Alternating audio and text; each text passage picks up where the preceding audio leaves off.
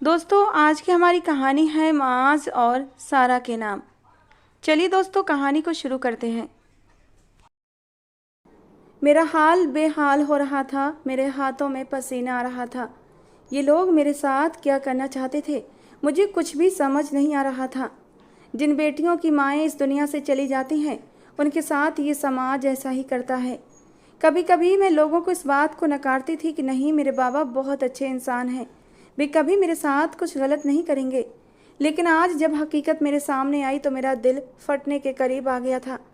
मैंने खुद को कमरे में बंद कर लिया था। मेरी जान निकलने की कगार पर आ गई थी जब मुझे पता चला कि मुझे खून बहा एक पुरानी रस्म होती है जिसमें मुजरिम परिवार की लड़की को उस परिवार में दिया जाता है जिस घर के किसी इंसान का मुजरिम परिवार से किसी ने खून किया होता है। मेरा दिल खून के आंसू रो रहा था जब मुझे पता चला कि मुझे खून बहा में दिया जा रहा है। मैं सब सहन कर सकती थी, लेकिन यहाँ तो हद हो गई थी। मुझे पता था हमारे गांव में खून बहा में दी गई लड़कियों के साथ कैसा सलूक होता है, और यही सोच सोचकर मेरी सांसें सूख चुकी थीं। बचपन से लेकर जवानी तक सबने मुझे परायापन ही महसूस करवाया था, सिर्फ इसलिए कि मैं अपने बाबा की दूसरी पत्नी की औलाद थी। डर के मारे मेरा दिल जोरों से धड़क रहा था। 2 बार मेरी सौतेली माँ दरवाज़ा पीट कर जा चुकी थी, लेकिन मैंने दरवाज़ा नहीं खोला था। मेरे हाथ पांव फूल रहे थे।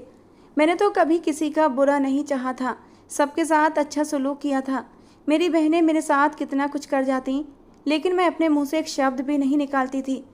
सिर्फ ये सोच कर सहन कर लेती कि आज मैं इस घर में दुख उठा रही हूँ तो अगले घर जाकर मुझे सुकून मिलेगा। लेकिन आज जो कुछ मेरे साथ हो रहा था वो मुझे खून के आंसू रुलाने के लिए काफ़ी था। मैंने आसमान की ओर सिर उठाकर देखा और तड़प कर अपने अल्लाह से शिकवा करने लगी। यही तो मेरे साथ थे, इसके अलावा तो मेरा इस दुनिया में कोई नहीं था। मैं बस अपना हर दुख सुख उससे ही बयान करती थी। खुश होती तो सजदे में गिर जाती, उदास होती तब भी सजदे में गिरकर उनसे शिकवा करती थी। मुझे पता था मेरी आदत ख़राब है, हमें हर हाल में खुदा का शुक्र अदा करना चाहिए। मैं बेबस होकर अपने अल्लाह के सामने अपना हाल बयान करती थी। मैं उससे सवाल करने लगी कि मेरे साथ ऐसा क्यों हुआ। मैं अल्लाह से शिकवा करते हुए बोली, अल्लाह मियाँ, आपको आखिर मुझे तकलीफ़ देकर क्या हासिल होता है? मैंने आज तक किसी के साथ कुछ गलत नहीं किया, तो मेरे साथ क्यों कुछ गलत होता है? आपने तो मेरी माँ भी मुझसे ले ली, मेरे पास कुछ नहीं बचा, मैं बिल्कुल खाली हाथ हूँ।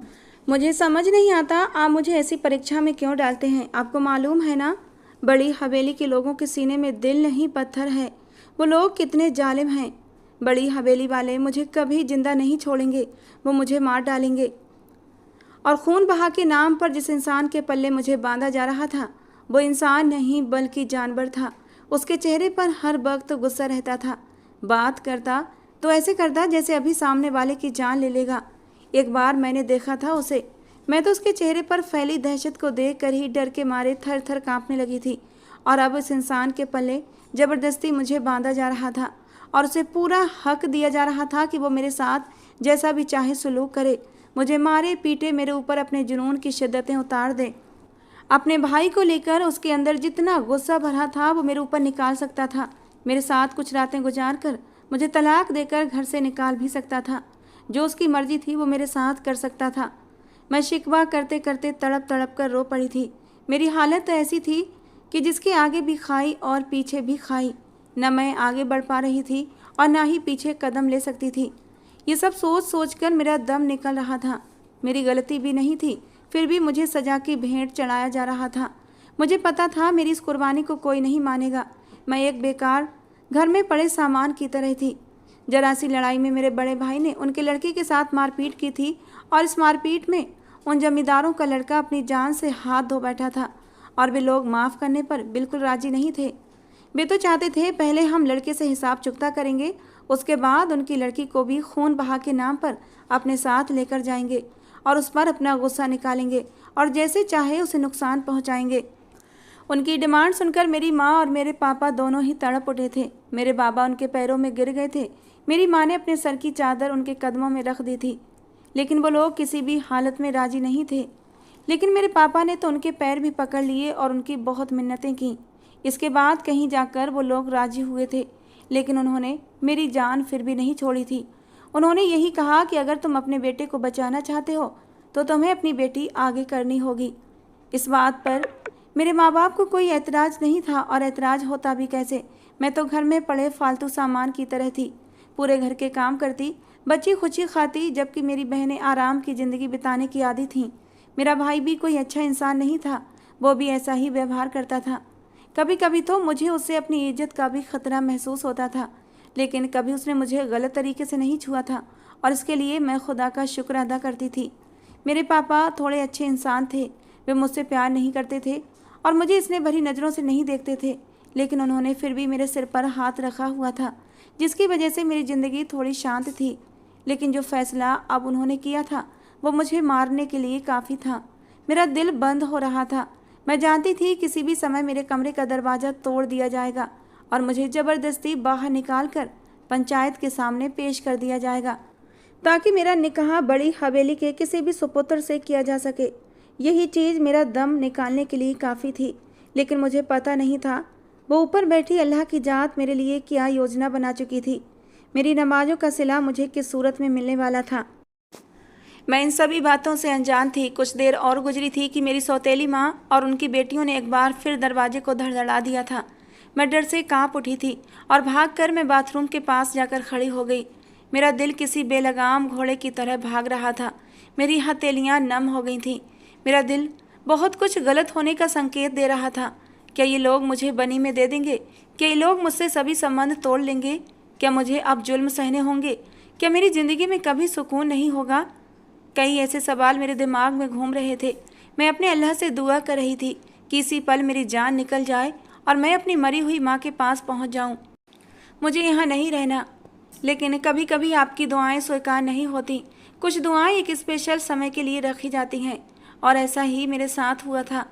अचानक ही दरवाज़ा तोड़ा गया था और मुझे अपनी आत्मा को उड़ते हुए महसूस हुआ। मुझ में इतनी जान बाकी नहीं थी कि मैं खुद को बाथरूम में ही बंद कर लेती। लेकिन कहते हैं ना, जब इंसान पर मौत का वक्त आता है तो वो अपनी जान बचाने के लिए एक आखिरी कोशिश ज़रूर करता है। मैंने भी हिम्मत की और खिड़की के पास आ गई।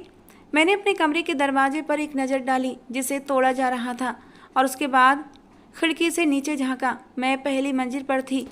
अगर मैं यहाँ से कूदती तो मुझे चोट ज़रूर लगती, लेकिन मैंने हिम्मत नहीं हारी। मुझे यहाँ से भागना था, और यही सोचकर जब मैंने छलांग लगाई तो मैं सीधे बड़ी हवेली के कर्मचारियों के पैरों में गिरी थी। वो लोग पहले से ही मेरा इंतज़ार कर रहे थे। ऐसा लग रहा था जैसे उन्हें मेरे भागने का तरीका पहले से पता हो।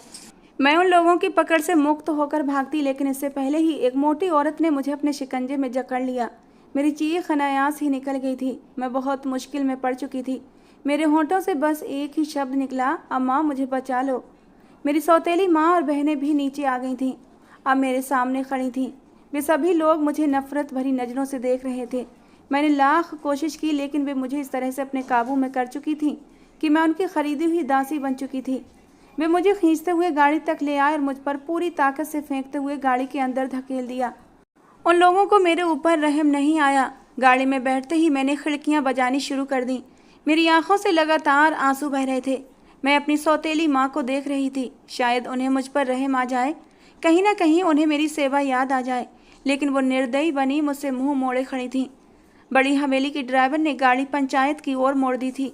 मेरा दिल बार बार अल्लाह से दुआ कर रहा था कि मुझे अपने हिफ्ज़ व अमान में रखे। मुझे ऐसे इंसान के पास मत बांधना जो मुझे सुकून का सांस भी न लेने दे। लेकिन कहते हैं ना, कई बार आपकी दुआएं स्वीकार नहीं होती और आपकी ज़िंदगी कैसे मोड़ पर आकर खड़ी हो जाती है जहाँ से आपको सिर्फ मौत नज़र आती है। वो लोग मुझे सीधा पंचायत ले आए थे। गाड़ी के अंदर उस मोटी औरत ने मेरे सिर पर एक भारी चादर डाल दी, जिससे मुझे बाहर का कोई भी दृश्य साफ नज़र नहीं आ रहा था। उन्होंने मुझे मेरे बाजू से पकड़कर सीधा पंचायत में लाया और एक चारपाई पर बिठाकर मेरे सिर पर खड़ी हो गई। मुझे चारों ओर से मर्दों के बोलने की आवाज़ें आ रही थीं, जिन्हें सुनकर मैं खुद में सिमटती जा रही थी। मैं बहुत डरपोक टाइप की लड़की थी। मेरे बाप ने मुझे बाहर की दुनिया नहीं दिखाई थी, इसीलिए मैं किसी भी चालाकी से नावाकिफ़ थी। ऊपर से जो औरतें मुझ पर हर समय हावी रहती थीं, उन्होंने भी मुझ में इतना डर पैदा कर दिया था कि मैं जरा सी तेज़ आवाज़ पर ही रो जाया करती थी। हाँ, मारपीट खा खाकर मेरी आदतों में कुछ ढीठपन शामिल हो गया था, लेकिन मैं एक मासूम लड़की थी जो थोड़ी सी सख्ती पर टूट जाती थी। थोड़ी देर बाद ही निकाह का ऐलान कर दिया गया था। मुझे अपने बराबर में एक आदमी बैठता हुआ महसूस हुआ, लेकिन उसके पास से आने वाली खुशबुओं ने मुझे कुछ ही पल में मदहोश कर दिया था। न जाने वो कौन था जिसकी खुशबू मेरे अस्तित्व में समा रही थी। पता नहीं क्यों, लेकिन उसका मेरे बराबर में बैठना मुझे सुरक्षा का एहसास दिला रहा था। एक अजीब एहसास मुझे अपने चारों ओर महसूस हो रहा था। आज से पहले मेरा दिल कभी इतनी ज़ोर से नहीं धड़का था जैसे अभी धड़क रहा था। ऐसा लग रहा था कि अभी बाहर आ जाएगा। निकाह ख्वाह आ चुके थे। मुझे अपने बराबर में अपने पापा खड़े होते हुए महसूस हुए, लेकिन मुझे उनके अस्तित्व से भी नफरत हो रही थी। जिस इंसान के लिए केवल उनकी दूसरी औरत के बच्चे ही मायने रखते थे, ऐसे इंसान से रिश्ता क्या रखना। मैंने सोच लिया था, अगर मेरा निकाह इस आदमी से हो जाता है तो मैं अपने बाप से कभी मुलाकात नहीं करूँगी, चाहे हवेली वाले लोग मेरे साथ कैसा भी सलूक क्यों ना करें। मैं लौटकर कभी अपने घर की दहलीज पर कदम नहीं रखूँगी। लेकिन मैं नहीं जानती थी कि एक ऐसा मौका मुझे दोबारा मिलेगा। थोड़ी देर बाद ही हिजाब कबूल का चरण पूरा हो गया था और मुझे एक अनजान व्यक्ति के साथ बांध दिया गया था जिसे मैं जानती तक नहीं थी। थोड़ी देर बाद ही रुखसती का चरण तय होना था। बड़ी हवेली वालों ने बड़ा दिल करके मुझे अनुमति दी थी कि मैं एक आखिरी बार अपने परिवार वालों से मिल सकती हूँ, लेकिन मैंने उनकी इस बात को अस्वीकार कर दिया था, क्योंकि ना ही मैं अपने बाप के सीने से लगना चाहती थी, ना ही उनका कोई स्नेह भरा स्पर्श महसूस करना चाहती थी, क्योंकि मैं ये जान चुकी थी कि उनके लिए उनकी संतान ही सबसे ज़्यादा महत्वपूर्ण है। मैं उनके लिए कुछ भी नहीं रखती। अगर मैं उनकी कुछ लगती होती, अगर उनके दिल में मेरे लिए जरा सा भी प्यार होता, तो वो अपने गुनहगार मुजरिम बेटे को बचाने के लिए मुझ बेगुनाह को आगे न करते। मेरे भाई ने गुनाह किया था, उनके लड़के की जान ली थी, तो सज़ा भी उसे ही मिलनी थी। मुझे सज़ा के तौर पर आगे क्यों बढ़ाया गया था? बचपन से आज तक जो भी तकलीफ़ें मैंने सहनी थी, उसका परिणाम आज मेरे बाप ने खून बहा में मुझे आगे बढ़ा कर दिया था। अब मुझे कुछ नहीं चाहिए था, इसलिए मैं चुपचाप आगे बढ़ गई। अचानक किसी मर्दाना हाथ ने मेरा हाथ थाम लिया और मुझे एकदम रोक दिया। मेरा शरीर एक पल के लिए सिहर उठा। न जाने वो कौन था, लेकिन जैसे ही वो व्यक्ति मेरे करीब आया और उसकी खुशबू मैंने महसूस की, तो मैं जान गई यही माज जहांगीर आलम है जिससे मेरा निकाह हुआ है। मैं उसके नाम से थोड़ी बहुत वाकिफ़ थी और उसकी शख्सियत के बारे में भी सुन रखा था कि वो बहुत ही गुस्सैल स्वभाव का है, क्योंकि मेरी एक बार गलती से उससे मुलाकात हो गई थी। उस दिन मैं अपनी सहेली के घर से आ रही थी और माज जहांगीर आलम अपनी ज़मीनों से वापस लौट रहा था। पसीने से लथपथ था, लेकिन फिर भी उसकी पर्सनालिटी देखने लायक थी। मैं गलती से उससे जा टकराई थी और उसने गुस्से भरी नज़र मुझ पर डालकर मुझे दूर झटका था। कहने लगा, लड़की देख कर चलो, ध्यान कहाँ है तुम्हारा? तुम जैसी छोटी हैसियत की लड़कियों की इतनी औकात नहीं कि माँ जहांगीर आलम से टकरा सके। और मैं तो उसकी दहाड़ पर कांप उठी थी और जल्दी से भागकर मैं अपने घर में घुस गई थी। पूरा गांव उस आदमी के अस्तित्व से कांपता था और यही चीज़ मुझे डर में डाल चुकी थी। उसने अपना मुंह मेरे कान के करीब लाते हुए कहा, एक आखिरी बार अपने पापा से मिल लो, फिर ऐसा ना हो कि वो तुम्हारे जनाजे में तुम्हारा चेहरा देख सकें, क्योंकि अब ये ख्याल अपने दिल से निकाल देना कि यहाँ से जाने के बाद तुम अपने घर वालों से मिल सकोगी। उसकी ये बात सुनकर मेरा दिल थम सा गया था। उस मोटी सी औरत ने मेरे सर पर एक काली सी चादर डाली हुई थी, जो अभी मेरे चेहरे पर घूंघट किए हुए थी। मेरा आधा चेहरा चादर के अंदर था तो आधा खुला हुआ था। उसने अपना मुंह एकदम मेरे चेहरे के करीब लाकर ये बात कही थी। उसके होंठ मेरी चादर को छू रहे थे। उसकी सांसों की तपिश मेरी गर्दन को झुलसाने लगी थी, जो मुझे साफ साफ महसूस हो रही थी। लेकिन मैंने चुपचाप सिर नामे हिला दिया, जिसका मतलब उसे अच्छे से समझ आ गया था कि मुझे अपने बाप से नहीं मिलना। उसके बाद वो वहाँ रुका नहीं था, बल्कि तुरंत ही अपनी गाड़ी की ओर बढ़ गया। मुझे भी सीट पर बिठाकर गाड़ी चलाने का आदेश दिया, जबकि मैं दिल ही दिल में अपनी सुरक्षा के लिए अल्लाह से दुआ कर रही थी, क्योंकि मैं एक ऐसे घर जाने वाली थी जहाँ मेरे दुश्मन ही दुश्मन थे। कोई भी मुझे चाहने वाला मौजूद नहीं था। थोड़ी दूरी तय करने के बाद हम बड़ी हवेली पहुँच गए थे। वहाँ पहुँचते ही मेरा दिल ऐसा था कि अभी बंद हो जाएगा। गाड़ी का दरवाज़ा किसी ने ज़ोर से खोला और मुझे अपनी लोहे जैसी गिरफ्त में जकड़ लिया। न जाने वो औरत कौन थी, लेकिन मैं जान गई थी वो जो भी है वो मुझसे बहुत नफरत करती है। वो औरत मुझे घसीटते हुए अंदर ले गई थी। इससे पहले कि माज जहांगीर की आवाज़ गूंज गई, जिससे मेरे कदम ठहर गए, उस औरत ने मेरा बाजू भी छोड़ दिया। कहने लगा, आगे से मेरी मौजूदगी में इस लड़की को हाथ लगाने की भी ज़रूरत नहीं है। इसके साथ जो कुछ भी करना है वो मैं देख लूँगा। किसी और को अनुमति नहीं कि इसे मेरी सरपरस्ती में कोई हाथ भी लगाए। मैंने चौंक कर उस आदमी की ओर देखा जिसके नाम से भी मैं डर रही थी, लेकिन जिस अंदाज में उसने मुझे बचाया था उसी पल वो मुझे अपना से लगा था। ऐसा लग रहा था जैसे चमकती धूप में किसी ने छाया दी हो। वो मुझे अपने साथ लेकर हवेली में दाखिल हुआ और सीधा अपनी माँ आलिया बेगम के पास गया। उनके सामने सिर झुकाया तो उन्होंने प्यार भरा हाथ उसके सर पर रखा। न जाने वो औरत कौन थी, लेकिन उसके पास से भी बहुत ही प्यारी खुशबू आ रही थी। मुझे कुछ नज़र नहीं आ रहा था, लेकिन मैं सब कुछ महसूस कर सकती थी। उसने अपनी माँ आलिया बेगम की ओर देखा और कहा, मेरी गैर मौजूदगी में ये मुझे लॉन्च में नज़र न आए और ना ही कोई मेरे कमरे की तरफ जाए। इसकी जिम्मेदारी माँ आपकी है। अब ये मेरी पत्नी है, इसे मेरे निकाह में दिया गया है। इसके साथ जो भी सलूक करना है वो मैं करूँगा। मेरे अलावा कोई भी इसे हाथ लगा नहीं सकता, आप में से कोई भी नहीं। ये मत समझना कि मैं अपने भाई के कत्ल को भूल गया हूँ। मुझे सब याद है, मुझे सब पता है कि ये मेरे भाई के हत्यारे की बहन है और इसके साथ क्या करना है मुझे अच्छे से मालूम है। लेकिन आपसे गुजारिश है कि इसे मेरी मौजूदगी में और गैर मौजूदगी में कोई हाथ न लगाए। इसके साथ जो भी करूँगा वो मैं करूँगा। जब आलिया बेगम की रौबदार आवाज़ मेरे कानों में गूंजी थी, जो हुक्म मेरे बेटे साईं, जैसा आप कहेंगे वैसा ही होगा। जबकि माज मेरा हाथ छोड़कर वहाँ से चला गया था। वो कौन था, क्या था, मैं अभी तक नहीं जानती थी। मुझे इतना ही मालूम था कि वो बहुत ही गुस्सैल स्वभाव का व्यक्ति है। उसे बहुत जल्दी गुस्सा आता है और उसे अपनी चीज़ों से बहुत प्यार है। वो कभी भी अपने से जुड़ी चीज़ों को नज़रअंदाज नहीं करता। क्या उसने मुझे स्वीकार कर लिया था?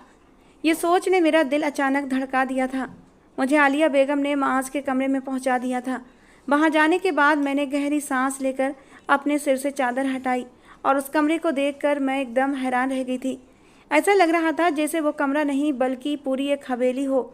उस कमरे जितना तो हमारा घर भी नहीं था। मैं चुपचाप सोफे पर जाकर बैठ गई थी। अचानक ही मुझे डर ने सताया तो मैं ज़मीन पर बैठ गई, क्योंकि पहली मुलाकात पर माज ने मुझे यही तो कहा था कि मेरी इतनी हैसियत नहीं कि मैं उसे टच हो सकूं। उसका ये कमरा भी स्पेशल था, कमरे में रखा सामान भी स्पेशल और महंगा था, और मैं उसका सामान कैसे इस्तेमाल कर सकती थी। इसलिए चुपचाप नीचे उतरकर फर्श पर बैठ गई थी। मुझे बहुत डर लग रहा था। ऐसा लग रहा था जैसे बहुत कुछ बुरा होने वाला है। मैं इतना तो जानती थी कि वो मुझे माफ़ नहीं करेगा। उसके भाई के जीवन का अंत हुआ था और मैं उसके हत्यारे की बहन थी। वो व्यक्ति भी मुझे ख़त्म कर देगा, और यही सोच मेरी जान निकालती जा रही थी। काफ़ी देर तक मैं गुमसुम ज़मीन पर बैठी रही और फिर हिम्मत करके बाथरूम की ओर बढ़ी। वहाँ जाकर मैंने वुजू बनाया और बाहर आकर जाय नमाज ढूंढने लगी, लेकिन मुझे कहीं भी जाय नमाज नहीं मिली। कुछ सोचकर मैंने वहीं कारपेट पर ही नमाज अदा करना शुरू कर दी। पहली रकात में ही मेरी हालत ख़राब हो गई थी। मुझे सांस लेने में भी मुश्किल होने लगी थी। मेरी हिचकियाँ पूरे कमरे में गूंज रही थीं। मुझे बहुत रोना आ रहा था। आज पहली बार मुझे अपनी माँ की बहुत याद आई थी और मैंने अल्लाह से नमाज में दुआ की थी कि मुझे भी अपने पास बुला ले। बचपन से लेकर जवानी तक मैंने बहुत दर्द सहा है। मैं अब और किसी के आगे बेइज्जत और जलील नहीं हो सकती, लेकिन हमारी दुआएं इतनी जल्दी स्वीकार कहाँ होती हैं। ऐसा ही मेरे साथ हुआ था। मैं रोते रोते नमाज पर ही सो गई थी। रात को जब माज कमरे में दाखिल हुआ और मुझे ऐसी हालत में देखा तो तुरंत ही मेरे करीब दो जानू होकर बैठ गया था। गेट खुलने की आवाज़ से मेरा दिमाग थोड़ा सा जागा था, लेकिन मेरा शरीर इतना थका हुआ था कि उठने से इनकार कर दिया था। मैं नींद में भी थी, लेकिन फिर भी उसको महसूस कर रही थी। उसके कमरे में आते ही उसकी खुशबू मेरे नथनों से टकराई, लेकिन मैंने अपना सिर झटक दिया था और सोती रही। जो कुछ मेरे साथ हुआ था सब कुछ एक सपना सा लग रहा था। उसने न जाने मुझ में क्या देखा कि अचानक ही उसने मुझे अपनी बाहों में भरकर बिस्तर पर लिटा दिया। मुझे नींद में भी अपने साथ की गई हर हरकत का एहसास हो रहा था। उसने जैसे ही मुझे नरम मुलायम बिस्तर पर लिटाया, मेरी आंख तुरंत खुल गई थी। सामने ही वो काले शलवार कमीज पहने मुझे बड़े ध्यान से देख रहा था। मैं एक झटके से अपनी जगह से खड़ी हुई और उसकी ओर डर भरी निगाहों से देखा। उसकी आंखों में कोई भी भावना मौजूद न थी, ना ही गुस्से की ना ही प्यार की। उसने मुझे एक नज़र देखा और चुपचाप बाथरूम चला गया, जबकि मैं अपनी जगह पर खड़ी थर थर काँप रही थी और अल्लाह से दुआ कर रही थी कि मुझे किसी भी जुल्म का शिकार न बनाए। थोड़ी देर बाद वो फ्रेश होकर बाहर आया और मैं खड़ी खड़ी डर के मारे अब भी काँप रही थी। वो बेड पर लेट चुका था, लेकिन अब भी मैं वैसी की वैसी ही खड़ी हुई थी। इंतज़ार कर रही थी, शायद वो कुछ कहेगा, मेरे साथ जुल्म करेगा, अपने गुस्से का निशाना बनाएगा। लेकिन ऐसा कुछ भी नहीं हुआ था। वो मुझे कुछ देर तक देखता रहा, फिर गंभीर आवाज़ में बोला, बिस्तर पर लिटाया था ना, तो चुपचाप बेड पर आकर लेटो और सो जाओ। अगर नहीं सोना तो कमरे से बाहर चली जाओ। मेरे सिर पर इस तरह से खड़े होने की तुम्हें ज़रूरत नहीं है। उसका लहजा काफ़ी ठंडा था, जबकि मैं तुरंत ही बिस्तर में दुबक गई थी। मेरे लेटते ही वो बिस्तर से उठकर खड़ा हो गया था और बाहर बालकनी में चला गया था। वो किसी उलझन का शिकार था, जैसे खुद को बहलाने की कोशिश कर रहा हो। जो कुछ हुआ था और जितना अचानक हुआ था, इस स्थिति से शायद वो भी परेशान था और इन हालातों से खुद को बाहर निकालने की कोशिश कर रहा था। उसके हाथ में सिगरेट की डिब्बी थी। उसने साइड टेबल से लाइटर उठाया और बालकनी में चला गया। काफ़ी देर तक बालकनी में खड़ा सिगरेट पीता रहा।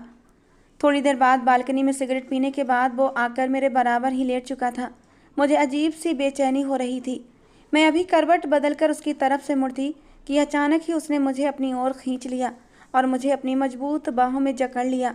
मैं कुछ कहती कि तभी वो मेरे कान के करीब अपना मुंह लाकर बोला, शौहर हूँ तुम्हारा और तुम बीबी, तो बीबी होने का फ़र्ज निभाओ। मैं विनती भरे स्वर में बोली, प्लीज़, मैं सबके लिए अभी तैयार नहीं हूँ। मेरे करीब मत आओ, मुझे थोड़ा सा समय दे दो। मेरी बात पर उसकी हंसी मेरे कानों में गूंजी थी, जैसे हंसकर वो खुद को बहलाने की कोशिश कर रहा हो, क्योंकि उसकी हंसी ऐसी थी जैसे वो अपने अंदर के गुस्से को निकालने की कोशिश कर रहा हो। कहने लगा, मैं भी सबके लिए तैयार नहीं हूँ, लेकिन मैंने भी खुद को तैयार कर लिया है। जो कुछ हुआ है इसमें मेरी मर्जी शामिल नहीं थी, लेकिन फिर भी मेरे साथ ये किया गया और अब ये सब कुछ हो चुका है। तुम मेरी बीवी बन चुकी हो। तो मैं कोई फरिश्ता नहीं हूँ, बल्कि मैं भी इंसान हूँ। सीने में दिल रखता हूँ और उस दिल में जज्बात भी रखता हूँ। फिर ये कैसे मुमकिन है कि कमरे में एक जवान खूबसूरत लड़की मौजूद हो, मेरी बीवी हो, और मैं उस पर हक भी रखता हूँ, फिर भी उससे दूर रहूँ, उसके करीब ना जाऊँ? ये मुमकिन नहीं है। मुझसे दूर जाने की कोशिश मत करो, वरना मेरे अंदर का जानवर भी जाग सकता है। जो हो रहा है उसे होने दो। ये कहकर वो अपने लब मेरे चेहरे के करीब लाया था। पहली बार जब उसने अपने लबों से मुझे छुआ था तो मेरे पूरे शरीर में एक बिजली सी दौड़ उठी थी। ये कैसा एहसास था मुझे नहीं पता, लेकिन जो कुछ भी था बहुत अनोखा था। मैं उसकी बाहों से निकलना चाहती थी, लेकिन इस नए एहसास ने मुझे उसकी बाहों में ठहरने के लिए मजबूर कर दिया था। इसके बाद वो मेरे शरीर पर काबिज हो गया और मुझे कुछ होश नहीं रहा, लेकिन मैं उसकी चाहत पर हैरान थी। मैं तो ये समझती थी कि वो अपने अंदर का सारा गुस्सा आज मेरे ऊपर निकाल देगा, मुझे इतनी तकलीफ़ देगा कि मेरे शरीर का एक एक रुआं दर्द से तड़प उठेगा। लेकिन उसने मुझे तकलीफ़ नहीं दी थी, बल्कि वो मेरे साथ बहुत ही प्यार से पेश आया था, ऐसे जैसे मैं कोई नाजुक सा फूल हूँ। उसने बहुत ही प्यार से मुझे अपनी बाहों में सहेजा था। उसने उस रात मुझे पल पल इस बात का एहसास दिलाया था कि मैं उसके लिए बहुत कीमती हूँ। लेकिन मुझे समझ नहीं आ रहा था कि वो मेरे साथ इतनी नरमी क्यों कर रहा था, जबकि उसका भाई मारा गया था। इतनी आसानी से तो उसे मुझे माफ़ नहीं करना चाहिए था। आखिर इसके पीछे वजह क्या थी, मैं इस बात से खुद नावाकिफ़ थी। फजर की अजान के वक्त मेरी आँख खुली। वो मुझे अपनी बाहों में भरकर अभी भी नींद की आगोश में था। देखने में वो बहुत खूबसूरत था। गोरा रंग, घने काले बाल जो सोते हुए उसके चौड़े माथे पर बिखर गए थे, जो उसकी खूबसूरती को और भी बढ़ा रहे थे। बड़ी ऊंची नाक जिस पर हर समय गुस्सा जमा रहता था। उसने कल दोपहर से लेकर आज फजर तक मुझे बिल्कुल भी बेगाना महसूस नहीं होने दिया था। उसके साथ बिताए रात के वो हसीन पल याद आए तो मेरे चेहरे पर शर्म की लाली फैल गई थी। मुझे तो विश्वास ही नहीं हो रहा था कि जो कुछ है वो सच्चाई है, कहीं कोई सपना तो नहीं। लेकिन ये सपना नहीं था। मेरे दिल ने चुपके से दुआ की थी, या खुदा, जैसे ये शख्स आज रात मेहरबान था, हमेशा के लिए इसके दिल में मेरे लिए ऐसी ही मोहब्बत पैदा कर दे। ये कभी मुझसे मुंह ना मोड़े। सोते हुए वो बहुत प्यारा लग रहा था, बहुत ही मासूम। न जाने मेरे दिल में क्या आया कि मैंने उसके माथे पर अपने होंठ रख दिए। मैं तो समझी थी कि वो नींद की आगोश में है, लेकिन जैसे ही मैंने अपने होंठ उसके माथे पर रखे थे, झट से उसने अपनी आंखें खोल दी थीं। उसकी आंखों में कहीं से कहीं तक नींद के आसार नहीं थे। इसका मतलब वो जाग रहा था और जानबूझकर सोता बना हुआ था। मैं कितनी ही देर से उसे निहार रही थी और वो मेरी नज़रों की तपिश को महसूस कर रहा था, लेकिन फिर भी उसने आंखें नहीं खोली थीं। और जैसे ही मैंने उसके माथे पर अपने होंठ रखे थे, उसने झट से अपनी आंखें खोल दी थीं और अगले ही पल जैसे ही उसने मेरी कमर पर अपनी पकड़ मजबूत की तो मेरी जान पर बन आई थी। वो फिर से मुझे अपनी बाहों में दबाकर अपनी आंखें बंद करके लेट चुका था। मैं चुपचाप वहीं लेटी रही। उसकी बाहों से निकलने की कोशिश नहीं की, क्योंकि मुझे पता था अगर मैं उससे खुद को छुड़ाने के लिए कहती तो कहीं वो गुस्सा न हो जाता। कुछ देर बाद मैंने हल्की आवाज़ में कहा, देखो फज्र का वक्त हो चुका है, मुझे नमाज अदा करनी है। जबकि धीरे धीरे उसकी पकड़ हल्की हो गई थी और मैं तुरंत ही भागकर बाथरूम में बंद हो गई थी। मेरा दिल इतनी ज़ोर से धड़क रहा था, मुझे ऐसा महसूस हो रहा था कि वो अभी बाहर आ जाएगा। मुझे कुछ भी समझ नहीं आ रहा था कि मैं क्या करूं। अल्लाह ने क्या मुझे अच्छा हमसफ़र दे दिया था या फिर कोई और बात थी? मैं कुछ भी समझ नहीं पा रही थी। लेकिन अभी फ़िलहाल जो कुछ भी था वो मेरे लिए बहुत अच्छा था। मैंने तो कभी सपने में भी ऐसे हमसफ़र के बारे में नहीं सोचा था, क्योंकि मैं बहुत ही मामूली परिवार से संबंध रखती थी, तो मेरे सपने भी कुछ ऐसे ही थे। मुझे तो लगता था मेरे पापा अपने जैसे ही किसी मामूली लड़के से मेरी शादी कर देंगे और मेरी पूरी ज़िंदगी ऐसे ही रोते सिसकते गुजर जाएगी। नहाने के बाद मैंने जल्दी जल्दी वुज़ू बनाया और बाहर आकर फ़ज्र की नमाज़ पढ़ने लगी। फिर रब ताला के आगे सिजदा रीज़ होकर उसका शुक्रिया अदा करने लगी और उससे दुआ भी मांगी कि उस व्यक्ति को मेरा नसीब कर दे। अब तक जैसे उसने मेरा साथ दिया है, आगे भी उसे मेरे लिए ऐसा ही बना दे। उसके दिल में मेरी मोहब्बत कभी कम मत करना। काफ़ी देर तक मैं अल्लाह से दुआएं मांगती रही। इसके बाद मैं वहीं ज़मीन पर बैठ गई। हालांकि सुबह होने में अभी काफ़ी वक्त था और इतनी देर तक ज़मीन पर बैठकर मैं क्या करती, लेकिन मुझे डर भी लग रहा था कि अगर मैंने अपनी मर्जी चलाई और उसके पास जाकर फिर से लेट गई तो न जाने वो मेरा क्या हाल करेगा। लेकिन मैं इस बात से अनजान थी कि वो तो मेरा ही इंतज़ार कर रहा था। उसने अचानक ही मुड़कर देखा तो मैं घुटनों में सिर दिए बैठी थी। एकदम उसने मेरी ओर देखा और हुक्म देने वाले अंदाज में बोला, जब नमाज अदा कर ली है तो वहाँ बैठकर क्या कर रही हो? इधर आओ और बिस्तर में आकर लेटो। उसकी आवाज़ से मेरे शरीर का रोम रोम काँप उठा था। मैं तुरंत अपनी जगह से उठी और उसके बराबर जाकर लेट गई। मेरे लेटने की देर थी कि उसने एक बार फिर मुझे अपनी बाहों में भर लिया। इस बार उसके इरादे मुझे सही नहीं लग रहे थे। उसके इरादों को भांप कर मैंने उसे विनती की, प्लीज़ अब बस करो, मैं अभी अभी नहा धोकर फ्रेश हुई हूँ। मेरी बात पर वो मेरे कान में फुसफुसाया, क्यों? क्या नहाने से तुम्हारा ये गोरा बदन काला हो जाएगा जो तुम्हें नहाने से इतनी एलर्जी है? कहते कहते वो मेरे ऊपर अपनी चाहतें फिर से लुटाने लगा था। मुझे बिल्कुल भी समझ नहीं आ रहा था कि मेरे साथ हो क्या रहा है। ये व्यक्ति तो मेरे साथ बहुत अच्छे से पेश आ रहा था, लेकिन वो ऐसा क्यों कर रहा था? इसका मतलब मैं जान नहीं पाई थी। सुबह वो काफ़ी देर से उठा और मुझे भी उठने नहीं दिया था। इंटरकॉम से उसने हम दोनों के लिए नाश्ता कमरे में ही मंगवा लिया था। मैंने तो इस रस्म के बारे में यही सुना था कि बनी में दी गई लड़की सारा दिन काम करती है और रात को बस एक बार खाना मिलता है। उसके साथ जानवरों जैसा सलूक किया जाता है। लेकिन यहाँ तो गंगा ही उल्टी बह रही थी। ये व्यक्ति तो मुझे कमरे से बाहर भी जाने नहीं दे रहा था और खाना भी उसने मुझे अब तक पेट भरकर खिलाया था। मैं चुपचाप उसके पास बैठ गई, जबकि वो मुझे खाने के लिए कहकर अपने खाना खाने में मगन हो गया था। मैं उसके चेहरे को बहुत ही बारीकी से देख रही थी। न जाने मेरे दिल में क्या आया कि मैंने उसके घुटने पर अपना हाथ रखकर उसका ध्यान अपनी ओर खींचा। उसने मुझे चौंक कर देखा तो मैंने उसकी ओर मासूमियत भरे लहजे में देखकर कहा, आप मेरे साथ खून बहा में आई हुई लड़की जैसा सलूक क्यों नहीं कर रहे? आपने मुझे अपनी पत्नी स्वीकार क्यों किया है?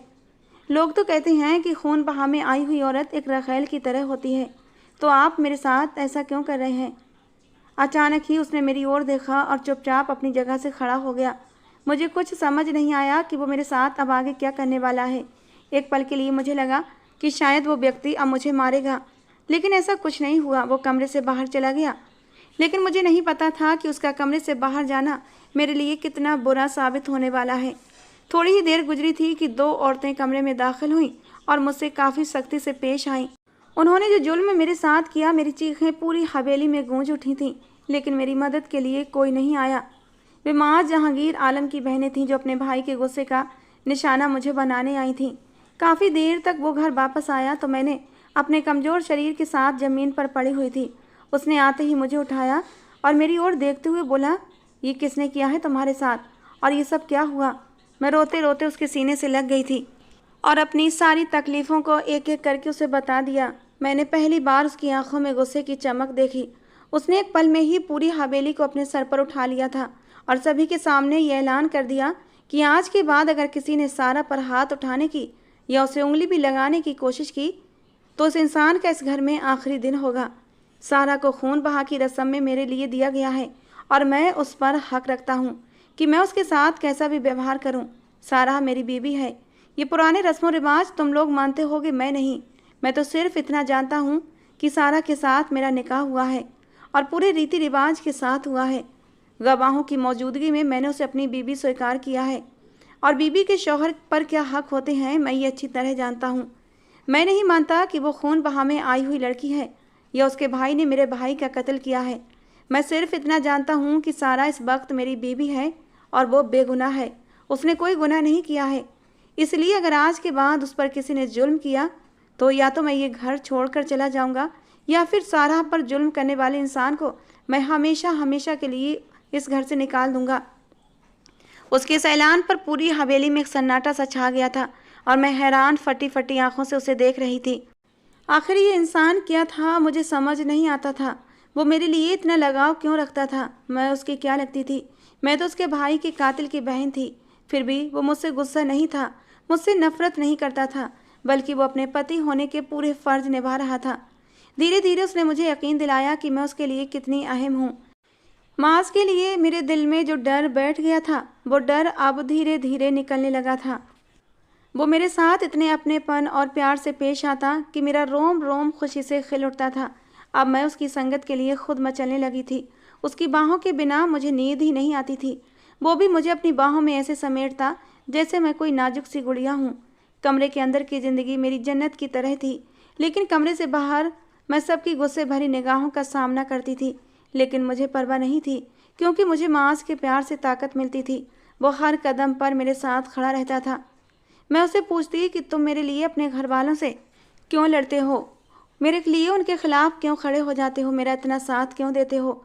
मेरा इतना ख्याल क्यों रखते हो? मैं तो दुश्मन की बेटी हूँ ना। तो वो कुछ भी नहीं कहता था। अपनी आंखों में बेशुमार चमक लिए कहता, शायद खुदा ने तुम्हें मेरे नसीब में ऐसे ही लिखना था। तुम मेरी थी, तुम्हें मेरे पास ही आना था, चाहे किसी भी तरह। कुछ समय बाद मुझे ये खबर मिली कि मेरे भाई को सजाए फांसी का आदेश दिया गया है और इसी फांसी के बाद माज ने मेरे सामने ये स्वीकार किया कि वो शादी से पहले भी मुझे पसंद करता था और मुझसे शादी करना चाहता था। माज के इस खुलासे पर मैं हैरान थी। मैंने कहा, कब और कैसे? मुझे तो इस बात का एहसास ही नहीं हुआ था। कहने लगा, जब उस दिन पहली बार तुम मुझसे टकराई थी, मैं उसी दिन अपनी ज़मीनों से वापस आ रहा था और अचानक ही तुम मुझसे टकरा गई थी। मैंने तुम्हें बुरी बातें भी की थी, लेकिन तुम्हारी इन बड़ी बड़ी आंखों में डर समाया हुआ था। तुम्हारे मासूम से चेहरे पर डर और हैरत के मारे फैली ये बड़ी बड़ी आंखें मेरे दिल को घायल कर चुकी थीं। घर आने के बाद भी तुम्हारी इन कातिल आंखों ने मुझे चैन नहीं लेने दिया था। हर वक्त मैं तुम्हारे बारे में सोचने लगा था। मैंने सोचा था जल्दी ही तुम्हारे घर रिश्ता भेजकर तुमसे शादी कर लूँगा और हमेशा हमेशा के लिए तुम्हें अपनी बीवी बनाकर अपने घर ले आऊँगा। लेकिन जब तुम्हारे भाई ने हत्या की तो मैं तुमसे दूर हो गया था। जब मेरे बाप ने खून बहा की रस्म के बारे में मुझे बताया तो एक पल के लिए मैं हड़बड़ा गया था, क्योंकि मेरे पापा का इरादा मुझसे बड़े भाई समीर जहांगीर आलम के साथ तुम्हारा निकाह करने का था। और समीर के नाम पर मेरा दिल दहशत से भर गया था, क्योंकि समीर किसी जानवर से कम नहीं था। उस पर पागलपन के दौरे पड़ते थे और जब वो पागल होता था तो सामने वाले की जान लेने से भी गुरेज नहीं करता था। माज आगे कहने लगा, मैंने अपने बाप को रोका कि ये गलत है। समीर इस लायक नहीं कि उस लड़की के साथ उसका निकाह किया जाए। अगर हमने किसी की जान ही लेनी होती तो हमें खून बहा की रस्म करने की कोई ज़रूरत नहीं थी। हम बिना इस रस्म के भी अपने भाई की मौत का बदला ले सकते थे। खून बहा का मतलब सिर्फ ये है कि हम उन लोगों को तकलीफ़ देना चाहते हैं। उनकी लड़की पर जुल्म करके उन्हें हम हर पल दर्द का एहसास दिलाना चाहते हैं। उस लड़की से मैं निकाह करूँगा। मैं तुम्हें किसी भी हाल में समीर जैसे इंसान के हवाले करना नहीं चाहता था। और दूसरी बात, कुछ पल के लिए मेरा दिल तुमसे हट गया था, क्योंकि तुम्हारे भाई ने मेरे भाई की जान ली थी, लेकिन अब भी तुम्हारी मोहब्बत मेरे दिल में जिंदा थी। शादी की पहली रात मैं काफ़ी देर तक खुद को समझाता रहा था कि जो कुछ हुआ वो गलती तुम्हारी नहीं थी, तुम्हारे भाई की थी। इसलिए तुम्हें सज़ा नहीं मिलनी चाहिए और मैंने अपना दिल तुम्हारी तरफ से साफ कर लिया था। उसी पल मैं तुम्हें अपनी बीवी मान चुका था और तुम्हें बीवी होने का पूरा हक, मान और प्यार भी दिया था। माज की बातों पर मैं तो निहाल हो गई थी। मुझे अपने भाई से कोई सरोकार नहीं था, ना ही मुझे उससे कोई मोहब्बत थी। जितनी पीड़ा, जितना दर्द उन लोगों ने मुझे दिया था, उससे मुझे कोई फ़र्क ही नहीं पड़ता था कि अब उन लोगों के साथ क्या हो रहा था। मुआज़ जहांगीर ने मुझे इतनी मोहब्बत दी कि मैं अपने भविष्य के बारे में सोचने लगी थी। मुझे मेरे सब्र का फल अल्लाह ताला ने अता कर दिया था। मेरी दुआएं अल्लाह ताला ने बाद के लिए बचा कर रखी थीं, जो अब स्वीकार हो चुकी थीं। तो दोस्तों, आज की हमारी ये कहानी सारा और मुआज़ के नाम थी। आपको कैसी लगी ज़रूर बताना। पसंद आई हो तो प्लीज़ लाइक करना। रोज़ एक नई कहानी सुनने के लिए हमारे चैनल को भी सब्सक्राइब करना। मिलते हैं दोस्तों अगली किसी नई कहानी के साथ।